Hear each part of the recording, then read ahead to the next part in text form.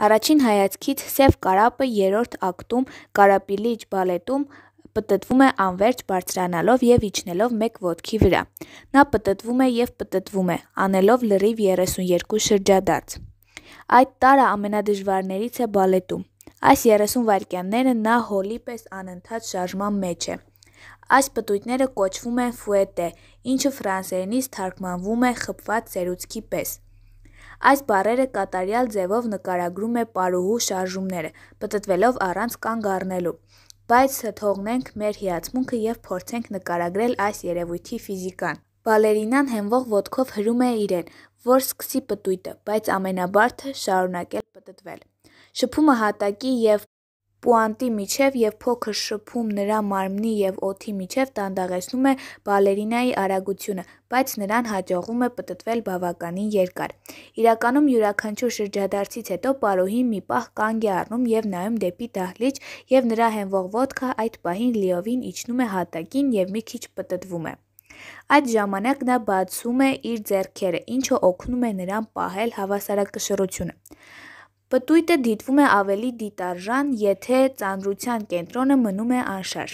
Փորձառու պարուհին գիտի ինչպես պտույտի առանցքը մշտապես ուղիղ պահել։ Ձեռքերի բացումը և թեթև ոտքով հրումը ամեն շրջադարձից հետո օգնում են ճիշտ կատարել ֆուետեն։ Բայց գլխավոր պատճառը, որը դիտորդը համարյա չի նկատում, դրանում է, որ նրա երկրորդ ոտքը ամբողջ ժամանակ շարժվում է դադարի ընթացքում։ Նա ազատ ոտքը շեղում է կողմ, իսկ հետո վերադարձնում է ետ։ Մնալով շարժման մեջ, այդ ոտքը պահպանում է պտտական պահը։ Երբ բալերինան ոտքը տանում է հետ մարմնին, պահպանված իմպուլսը փոխանցվում է նրա մարմնին, և նա հեշտությամբ կատարում է մյուս պտույտը, այսպիսով իմպուլսը անընդհատ անցնում է ոտից մարմին, ինչը թույլ է տալիս բալերինային կատարել համարյա անվերջ պտույտ։ Պրոֆեսիոնալ բալերինան կարող է կատարել մեկ պտույտից ավելի։ Դա կարելի է անել երկու միջոցով։ Առաջինը՝ նա կարող է մինչ այդ ոտքը կողմ տանել, որքան ոտքը ավելի երկար է ձգված մնում, այնքան ավելի շատ պահպանում է պտտական մոմենտը, հետևաբար ավելի շատ մոմենտ փոխանցվում է բալերինայի մարմնին, և դա թույլ է տալիս փոխհատուցել կորուստները շփումից և կատարել միանգամից մի քանի շրջադարձ։ Երկրորդը՝ բալերինան կարող է ձեռքերը սեղմել մարմնին, երբ նա բարձրանում է թաթերի վրա։ Ինչպես է դա աշխատում։ Ինչպես է այլ պտույտը բալետում, ֆուետեն բնութագրվում է անկյունային մոմենտով, որը հավասար է պարողի անկյունային արագությունը բազմապատկած իներցիայի մոմենտի վրա և բացառությամբ շփումից առաջացած կորուստներից։ Անկյունային մոմենտը չի փոփոխվում, մինչև բալերինան կանգնած է թաթի վրա, այդ կոչվում է անկյունային մոմենտի պահպանում։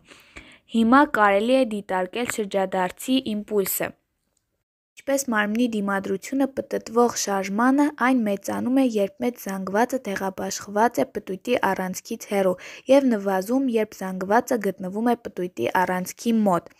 Երբ բալերինան ձեռքերը պահում է մարմնի մաքսիմալ մոտ, պտույտի իներցիան նվազում է։ Որպեսզի պահպանվի անկյունային մոմենտը, անկյունային արագությունը պտտման արագությամբ պետք է մեծանա, որպեսզի պահպանված իմպուլսի քանակը բալերինային թույլ տա ավարտել պտույտը։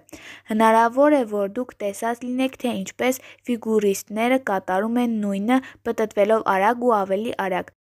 սեղմելով ձեռքերն և ոտքերը։ Չայկովսկու բալետում սև կարապը ներկայանում է որպես իսկական կախարդուհի, և նրա հմայիչ 32 ֆուետեն թվում են գերբնական, բայց ոչ թե կախարդանքը դարձնում է այն իրականություն, այլ ֆիզիկան։